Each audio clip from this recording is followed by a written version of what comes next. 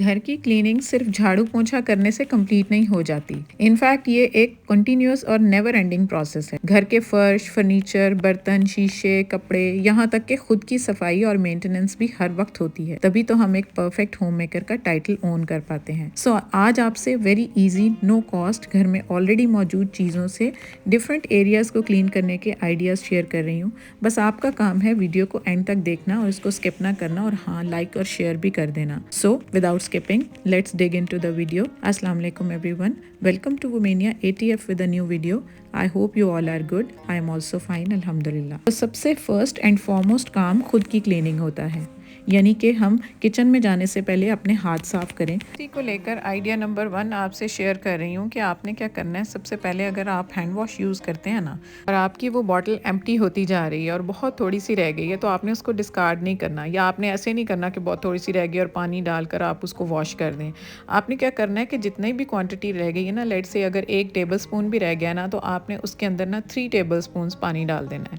उसको थोड़ा सा डाइल्यूट कर लेना है। डाइल्यूट करने से कोई भी उसकी इफेक्टिवनेस में फ़र्क नहीं आएगा, बिल्कुल वैसे वर्किंग होगा। आप बहुत बड़े बड़े रेस्टोरेंट में भी जाते हैं ना, तो वहाँ मैंने अक्सर नोट किया है कि ये डाइल्यूटेड ही हैंड वॉश रखे होते हैं उन्होंने, बिल्कुल ये कॉन्सेंट्रेटेड फॉर्म में नहीं रखा होता, बहुत गाढ़ा नहीं रखा होता, तो काम वो भी उसी तरह से ही करता है। तो इससे आपके पैसों की भी बचत होगी, आपकी जल्दी से वॉशिंग भी हो जाएगी, और ये है कि आपकी ये क्वांटिटी भी ज़्यादा हो जाएगी। तो ये आइडिया बेस्ट हो जाएगा। और उसके अलावा भी अगर आप वॉशिंग के लिए कोई भी डिश वॉशिंग लिक्विड यूज़ करते हैं ना अपने बर्तनों के लिए, तो उसके लिए भी मैं सेम आइडिया आपके साथ शेयर करूंगी कि अगर आप लिक्विड डिश वॉशर यूज़ करते हैं या आप at a time soap use करते हैं, तो उसके लिए भी सेम आइडिया यही है कि आपने लिक्विड डिश वॉशर को एज सच यूज़ नहीं करना बिल्कुल भी। आपने क्या करना है, इसी तरह 3 हिस्से पानी डाल लेना है और 1 हिस्सा उसमें डिश वॉशिंग लिक्विड डाल लेना, तो बेस्ट क्लीनिंग करेगा।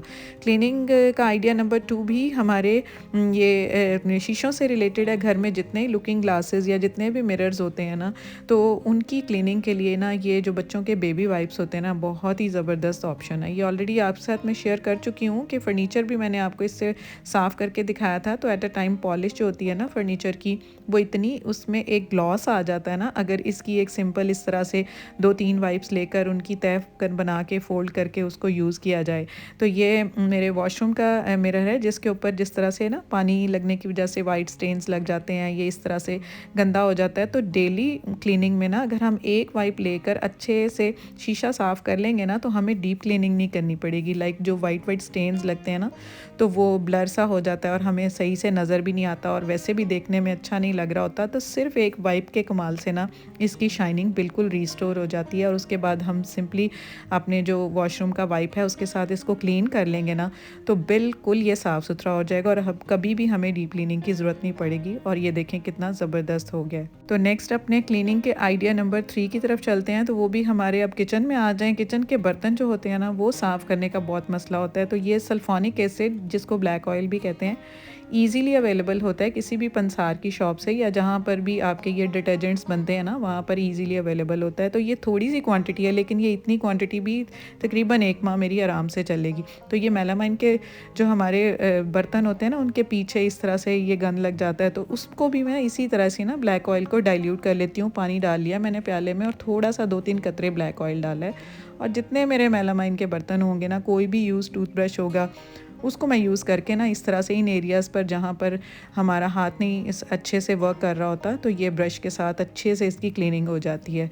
तो सिर्फ मेलामाइन के बर्तन ही नहीं, अब आप ये देखें कितना क्लीन और नीट हो गया ना। तो ये ज़रा सा बिल्कुल डाइल्यूटेड हमारा ब्लैक सल्फोनिक एसिड लगा। सिमिलरली हमारे जो ये एल्युमिनियम और सिल्वर के पॉट्स होते हैं ना, जैसे कुकर वगैरह, तो उनकी ये पीछे से स्टोव की वजह से ये बहुत ब्लैक हो जाते हैं। तो एट अ टाइम उन पर डाइल्यूटेड सल्फोनिक एसिड काम नहीं करता, उन पर हम डायरेक्ट ही सल्फोनिक एसिड के 2-3 कतरे डाल लेंगे। लेकिन उसके लिए हमें सेफ्टी प्रिकॉशंस क्या लेनी होगी कि हमें ग्लव्स यूज़ करने होंगे, क्योंकि वो एक हार्श केमिकल होता है, तो डायरेक्ट हम उसको यूज़ ना करें अपने हाथों को। तो ये देखें कितनी ज़बरदस्त इसकी चमक हो गई, बिल्कुल इस तरह है कि जैसे इसके ऊपर कभी कोई निशान पड़ा ही नहीं था।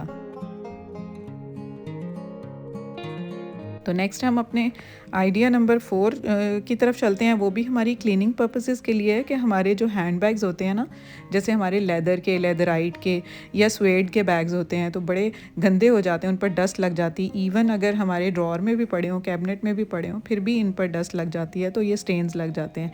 इस पर भी हम क्या करेंगे, सिंपली ग्लिसरीन जो होती है ना, आजकल वैसे भी विंटर चल रहा है तो ग्लिसरीन तो हर घर में ऑलरेडी होती ही है। तो एक कॉटन स्वैब आपने ले लेना है, या कोई भी आप कॉटन का कपड़ा ले लें, तो उसके ऊपर थोड़ी सी ग्लिसरीन अप्लाई करके ना, अगर आपके पास ग्लिसरीन नहीं है तो एट अ टाइम आप कोकोनट ऑयल आपके घर में होगा, आप वो भी यूज़ कर सकते हैं। और इवन आप ये बेबी वाइप्स जो मैं ऑलरेडी यूज़ कर चुकी हूँ, वो भी आप इनको साफ़ करने के लिए यूज़ कर सकते हैं। तो कोई भी इन तीनों में से ऑप्शन है ना आपके पास, तो आप इस तरह से इनका लाइट सा रब कर देंगे। तो ये लेदर के बैग्स आपको पता है बहुत कॉस्टली भी आते हैं, तो एक दफ़ा हम इनको बाय कर लें तो थोड़ी सी इनकी अगर हम केयर कर लेना, तो इनको अच्छे से साफ़ करके रखें, तो बिल्कुल ये ज़्यादा अरसा चलेंगे और हमें बार बार पैसे भी खर्च नहीं करने पड़ेंगे और हमारी चीज़ की लुक भी ख़राब नहीं होगी। तो इस तरह से सिंपली 2-3 चीज़ों को ही, घर में मौजूद चीज़ों को यूज़ करके तो हमने इनको क्लीन कर लिया है, तो और हमारा आइडिया बेस्ट हो गया। नेक्स्ट हमारी जो क्लीनिंग का आइडिया है, वो आइडिया नंबर 5 है हमारी माचिस को लेकर। अगर तो आप घर में माचिस यूज़ करते हैं, तो क्या होता है कि जैसे विंटर है या मॉनसून के दिनों में ना, ये एरिया जो होता है ये बिल्कुल सॉगी सा हो जाता है और नॉन वर्किंग हो जाता है। इसके ऊपर जब हम ये मैच स्टिक को रब करते हैं ना, तो ये बिल्कुल भी काम नहीं करती।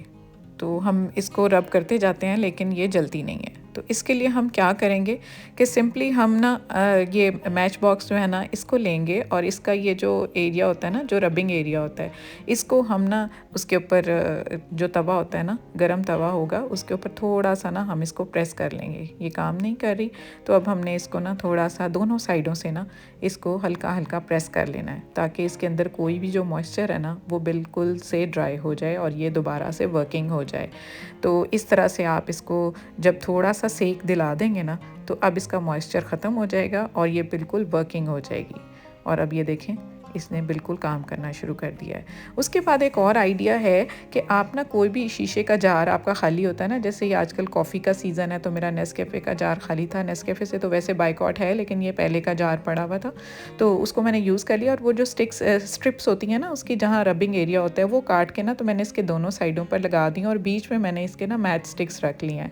तो क्या होता है, कोई मॉइस्चर नहीं इनको आता और ये बिल्कुल वर्किंग कंडीशन में रहती हैं और मेरी प्रॉब्लम जो है वो सॉर्टेड रहती है। नेक्स्ट क्लीनिंग आइडिया नंबर 6 अपनी सेल्फ़ केयर को लेकर है। सेल्फ़ केयर के लिए मैं आपसे पूरे व्लॉग्स शेयर कर चुकी हूँ, आप वो देख सकते हैं। मुझे बहुत सारे व्यूअर्स ने पूछा था कि आप अपनी सेल्फ़ केयर ख़ासकर विंटर में क्या करती हैं, तो उसके लिए ये सिंपल से ये प्रोडक्ट्स हैं, आपको नज़र आ रहे होंगे, आप प्लीज़ नोट डाउन कर लें कि मैं ये यूज़ करती हूँ। तो इनको सिंपली यूज़ करना कोई बहुत मुश्किल बात नहीं होती, बस इनको मैं सुबह शाम जो है जब भी हाथ साफ़ करती हूँ, तो मैं इनको इस्तेमाल कर लेती हूँ। और अपने फेस के लिए ना टाइम टू टाइम वीक में एक दफ़ा मैं पानी इस तरह गर्म कर लेती हूँ, हल्का सा लूक वार्म कर लेती हूँ, उसमें से थोड़ी सी स्टीम निकले और उसके अंदर कोई भी आपके पास एसेंशियल ऑयल है तो उसके 2-3 ड्रॉप्स डाल लें, फ्रेगरेंस अच्छी आएगी। उसके बाद जो है वो मैं अपना फेस डायरेक्ट भी उसके अंदर स्टीम ले लेती हूँ, और उसके अलावा अगर टॉवल है तो मैं उसकी स्टीम को इस तरह से भी ले लेती हूँ 4 से 5 मिनट के लिए। उससे क्या होता है कि मेरे फेस के ऊपर जितने भी मेरे पोर्स में कोई भी डर्ट वगैरह होता है ना, तो वो सारा जो है वो